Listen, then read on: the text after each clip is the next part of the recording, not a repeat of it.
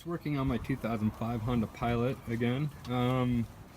Today we are changing brake fluid. This needs to be done every so often. Just check your manufacturer's recommendations on this one.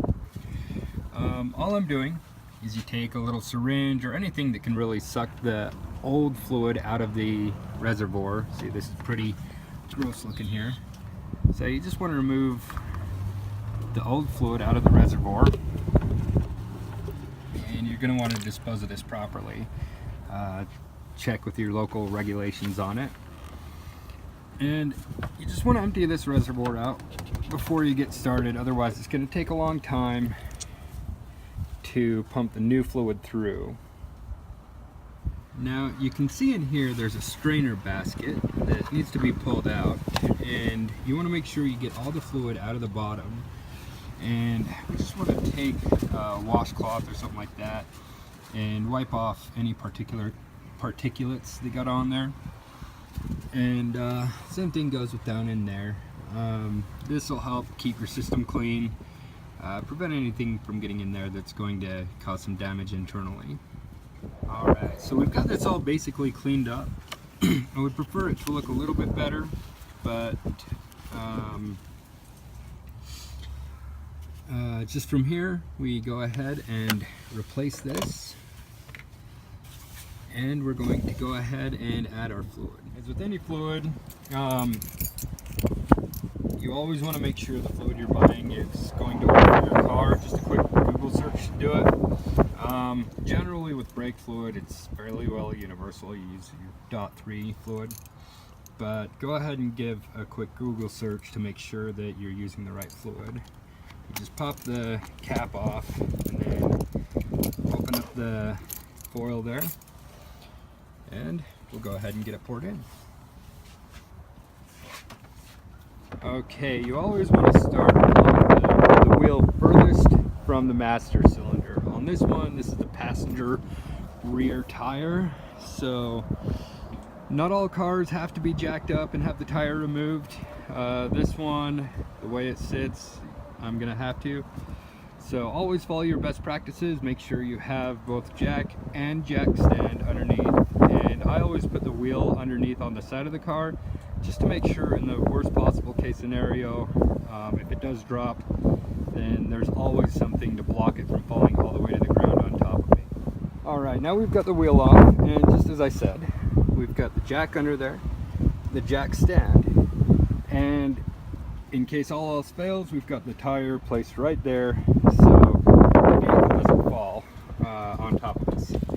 Now, we're going to be using this kit right here from AutoZone. This turns it into a one-person job.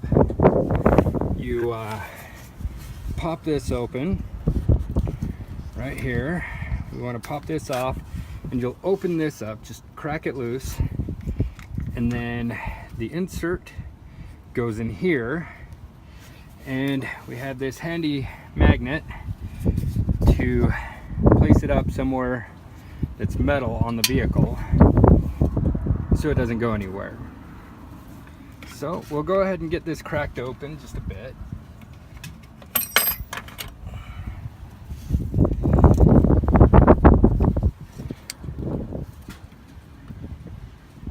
Just like that.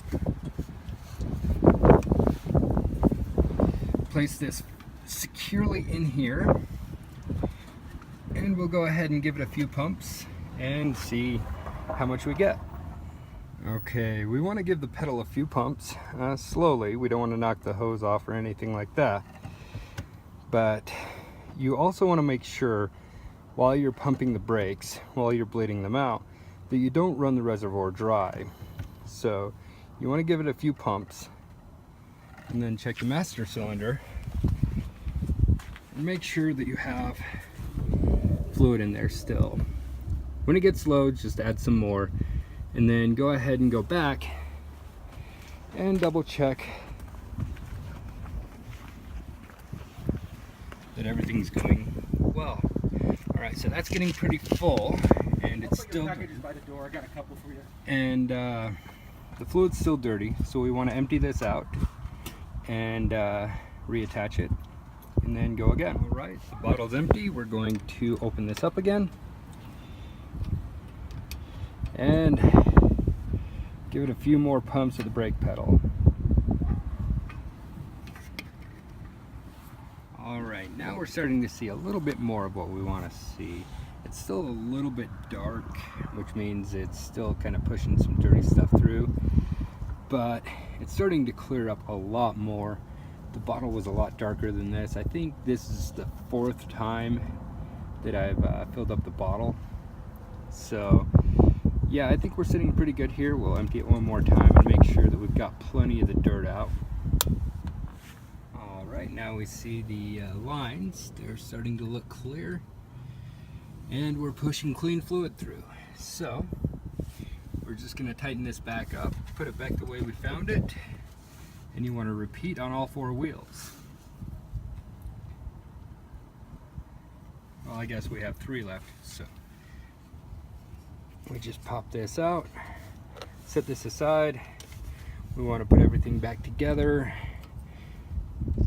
double check the snugness, pop the dust cap back on, and now we just repeat. Okay, second verse, same as the first.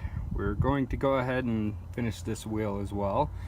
Gonna do the same thing. We've got it all set up, all our safety protocols in place, and the bleeder valve is cracked open. Just a side note, it's always a good idea to take a look at all the other components, make sure that everything's in full working order. We've got various bushings down here, your shocks and all of that. So it's always a good idea when you're here just to look around and see if anything looks out of place. Everything looks fine here, so we're just going to go ahead and finish this. If I think of anything else on the other 2 wheels, I'll pop in and give you a tidbit. If not, I'm just going to go ahead and get this finished. Okay, just to finish up here, we've put the old fluid in the new bottle. It took the whole bottle. We've made sure that the reservoir is topped off. It's got enough fluid. Cap is back on. This thing's ready to go, get washed. Make sure that we get any fluid that we left on the paint, if any. So we'll take this, dispose of it properly, and we'll see you in the next video.